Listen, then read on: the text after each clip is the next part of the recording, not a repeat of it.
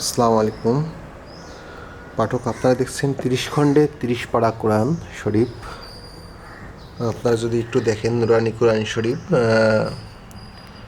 আরবি বাংলা উচ্চারণ, অনুবাদ, সংক্ষিপ্ত তফসির, শানে নজরুল এবং প্রয়োজনীয় টিকা সহ আছে এই 30 পারা, অর্থাৎ 30টা বইয়ে প্রতিটা পাড়া এক একটা করে আলাদা করে দেওয়া হয়েছে। আপনারা চাইলেই আমাদের থেকে সংগ্রহ করতে পারবেন। আমরা যদি একটু আপনাদেরকে ভিতরে দেখাই,